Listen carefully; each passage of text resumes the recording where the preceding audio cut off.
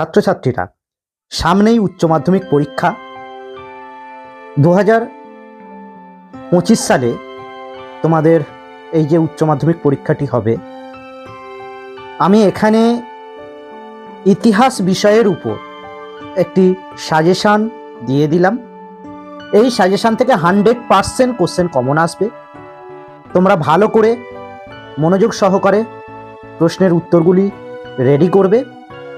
প্রত্যেকটি অধ্যায় ধরে ধরে, অর্থাৎ চ্যাপ্টার ধরে ধরে আমি কিন্তু সাজেশান রেডি করেছি। এক একটা চ্যাপ্টার থেকে 4 থেকে 5টি করে কোশ্চেন দেওয়া হয়েছে।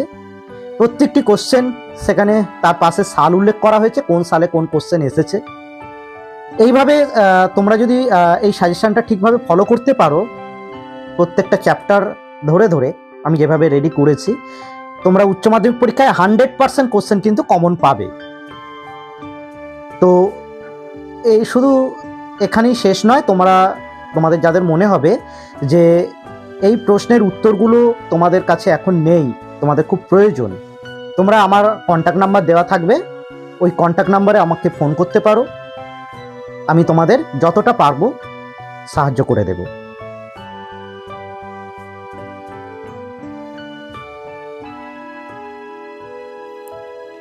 প্রথম অধ্যায় অতীত স্মরণ।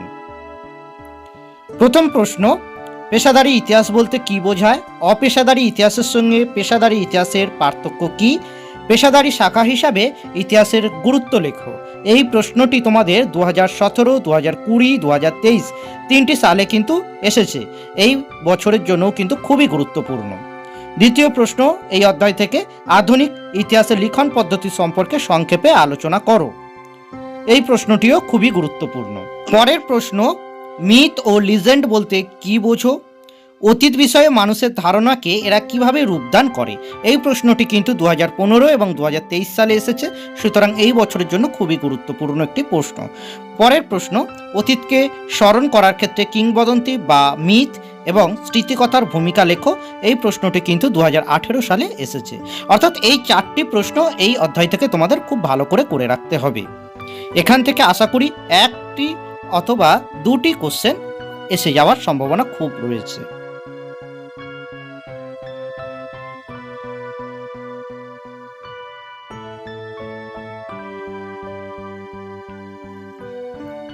পরের অধ্যায় অর্থাৎ দ্বিতীয় অধ্যায়, ঊনবিংশ ও বিংশ শতকে উপনিবেশবাদ ও সাম্রাজ্যবাদের প্রসার। এই অধ্যায় থেকেও 4টি প্রশ্ন দেওয়া হয়েছে। 1, উপনিবেশবাদ ও সাম্রাজ্যবাদ বিষয়ে হবসন লেনিনের তত্ত্ব আলোচনা করো। 2020 সালে প্রশ্নটি এসেছে, এই বছরের জন্য ভেরি ইম্পর্টেন্ট একটি প্রশ্ন। 2 নম্বর প্রশ্ন, সাম্রাজ্যবাদ বলতে কি বোঝো? সাম্রাজ্যবাদ উদ্ভবের কারণগুলি লেখো। খুব গুরুত্বপূর্ণ প্রশ্ন। 3 নম্বর প্রশ্ন, চিরস্থায়ী বন্দোবস্তের প্রধান শর্তগুলি কী ছিল? এই বন্দোবস্তের অবসান কিভাবে হয়েছিল? এই বন্দোবস্তের সুফল ও কুফলগুলি আলোচনা করো। 2022 সালে কোশ্চেনটি এসেছিল। পরের প্রশ্ন, উপনিবেশবাদ বলতে কি বোঝো? উপনিবেশবাদের সঙ্গে সাম্রাজ্যবাদের সম্পর্ক লেখো। অর্থাৎ এই অধ্যায় থেকে 4টি প্রশ্ন দেওয়া হলো। 4টির মধ্যে যে কোনো একটি প্রশ্ন কিন্তু তোমরা পরীক্ষায় পাওয়ার খুব সম্ভাবনা রয়েছে।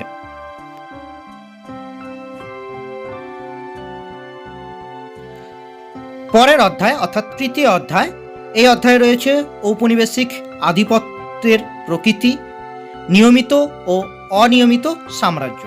এইখান থেকে 5টি প্রশ্ন এখানে দেওয়া হয়েছে। প্রথম প্রশ্ন, চীনের উপর আরোপিত বিভিন্ন অসম চুক্তিগুলির সংক্ষিপ্ত আলোচনা করো। 2016 সালে প্রশ্নটি এসেছে। পরের প্রশ্ন, অবশিল্পায়ন বলতে কি বোঝো? ঔপনিবেশিক আমলে ভারতে অবশিল্পায়নের কারণ ও ফলাফল সম্পর্কে আলোচনা করো। এই প্রশ্নটি 2018 এবং 2020-তে এসেছে। 3 নম্বর প্রশ্ন, পলাশী ও বক্সারের যুদ্ধের ফলাফলের তুলনামূলক আলোচনা করো। 2015 এবং 2023 সালে এসেছে। 4 নম্বর প্রশ্ন, কে কবে ভারতে সর্বপ্রথম রেলপথ স্থাপন করেন? ব্রিটিশ শাসনকালে ভারতে রেলপথ স্থাপনের বিভিন্ন উদ্দেশ্য বা কারণ ও ফলাফল সম্পর্কে আলোচনা করো। 2019 সালে এসেছে।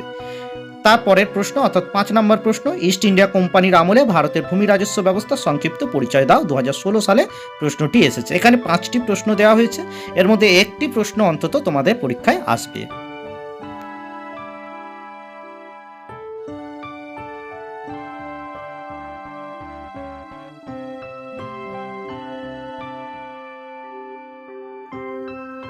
এরপর চতুর্থ অধ্যায় সাম্রাজ্যবাদের বিরুদ্ধে প্রতিক্রিয়া।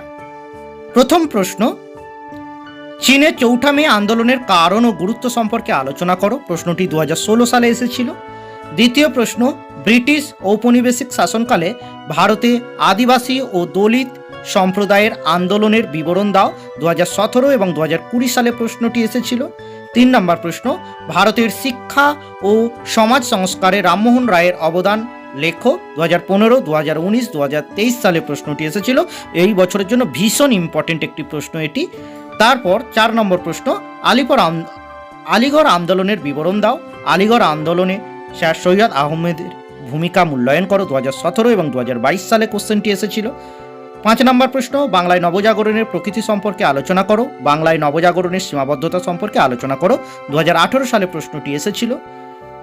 6 নম্বর প্রশ্ন, নানকিং সন্ধির শর্তগুলি লেখো। 2018 এবং 2020 সালে প্রশ্নটি এসেছিল। অর্থাৎ প্রত্যেকটি প্রশ্ন, অর্থাৎ মোট 6টি প্রশ্ন এখানে দেওয়া হয়েছে।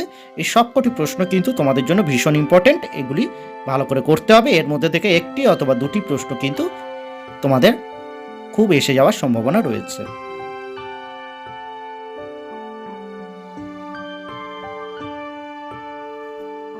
এরপর পঞ্চম অধ্যায় ঔপনিবেশিক ভারতের শাসন।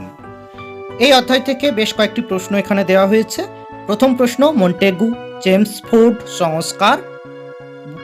সংস্কারের বৈশিষ্ট্যগুলি লেখো। এই আইনের ত্রুটিগুলি আলোচনা করো। 2015, 2017 এবং 2023 সালে কোশ্চেনটি এসেছে। 2 নম্বর প্রশ্ন, 1919 সালের ভারত শাসন আইনের বৈশিষ্ট্যগুলি লেখো। 2020 সালে প্রশ্নটি এসেছে। 3 নম্বর প্রশ্ন, জালিয়ানওয়ালাবাগের হত্যাকাণ্ডের বিবরণ দাও। এই হত্যাকাণ্ডের বিরুদ্ধে কিরূপ প্রতিক্রিয়া দেখা গিয়েছিল। 2016 সালে এই প্রশ্নটি এসেছে। 4 নম্বর প্রশ্ন, দ্বিতীয় বিশ্বযুদ্ধের সময় বাংলা দুর্ভিক্ষের কারণ ও ভয়াবহতা ফলাফলগুলি কী ছিল। অথবা 1943 খ্রিস্টাব্দের বাংলায় 50-এর মন্বন্তর এর কারণ কী ছিল। 2023 সালে প্রশ্নটি এসেছে। 5 নম্বর প্রশ্ন, লখনৌ চুক্তির শর্তাবলী আলোচনা করো। লখনৌ চুক্তির গুরুত্ব আলোচনা করো। 2019 সালে প্রশ্নটি এসেছে। এছাড়া আরও কয়েকটি প্রশ্ন আছে, যেমন 6 নম্বর প্রশ্ন, 1909 খ্রিস্টাব্দে মোরলে মিন্টো শাসনতান্ত্রিক সংস্কার আইনের শর্তাবলী আলোচনা করো। এই আইনের ত্রুটিগুলি লেখো। মোরলে মিন্টো সংস্কার আইনের গুরুত্ব লেখো। 2022 সালে এই মোরলে মিন্টো থেকে একটি প্রশ্ন এসেছে। 7 নম্বর প্রশ্ন, মিরাট ষড়যন্ত্র মামলায় প্রেক্ষাপট আলোচনা করো। এই মামলাটির পরিণতি কী হয়েছিল। 2023 সালে প্রশ্নটি এসেছিল।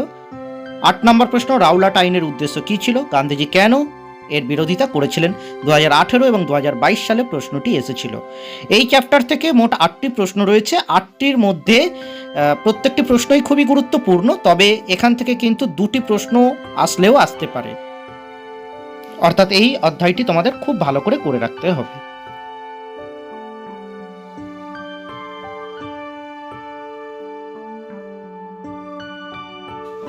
ষষ্ঠ অধ্যায় দ্বিতীয় বিশ্বযুদ্ধ এবং উপনিবেশ সমূহ।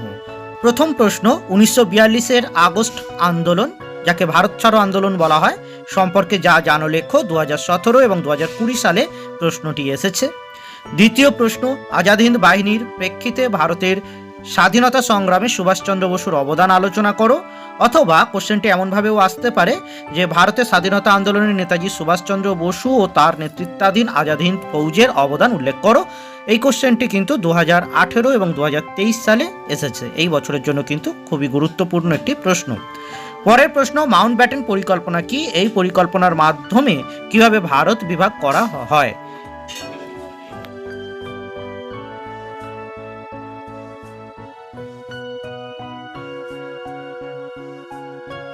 সপ্তম অধ্যায় ঠান্ডা লড়াইয়ের যুগ। প্রথম প্রশ্ন, সুয়েজ সংকট সৃষ্টির কারণগুলি লেখো। সুয়েজ সংকটের গুরুত্ব বা ফলাফলগুলি উল্লেখ করো। 2023 সালে প্রশ্নটি এসেছিল। দ্বিতীয় প্রশ্ন, ট্রুম্যান নীতি কি। মার্শাল পরিকল্পনার উদ্দেশ্যগুলি কি ছিল। 3 নম্বর প্রশ্ন, জোট নিরপেক্ষ নীতি কি ছিল। জোট নিরপেক্ষ আন্দোলনের উদ্দেশ্য আলোচনা করো। ভারতের জোট নিরপেক্ষ আন্দোলনের কারণ ও গুরুত্ব লেখো। এইভাবেও কোশ্চেনটা আসতে পারে। 2020 সালে এই প্রশ্ন এসেছে। 4 নম্বর প্রশ্ন, হোচিমিনের নেতৃত্বে ভিয়েতনামের মুক্তিযুদ্ধের একটি সংক্ষিপ্ত বিবরণ দাও। এবং 5 নম্বর প্রশ্ন, ঠান্ডা লড়াই কাকে বলে, এর পটভূমি লেখো। অর্থাৎ এই অধ্যায় থেকে মোট 5টি প্রশ্ন তোমাদের করতে হবে। এই 5টি প্রশ্নের মধ্যে হয়তো একটি তোমাদের আসতে পারে।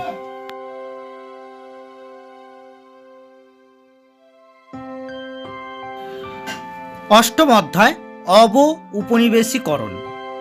প্রথম প্রশ্ন, স্বাধীন ভারতের প্রথম 3টি পঞ্চবার্ষিকী পরিকল্পনার লক্ষ্য ও গুরুত্ব আলোচনা করো। দ্বিতীয় প্রশ্ন, স্বাধীন বাংলাদেশের উত্থান ও শেখ মুজিবুর রহমানের ভূমিকা আলোচনা করো। অথবা কোশ্চেনটি এমনভাবে আসতে পারে, স্বাধীন বাংলাদেশের আত্মপ্রকাশ কিভাবে হয়েছিল তা বর্ণনা করো। এই দুটি প্রশ্ন এই অধ্যায় থেকে দেওয়া হলো। এই দুটির মধ্যে একটি প্রশ্ন আসবে।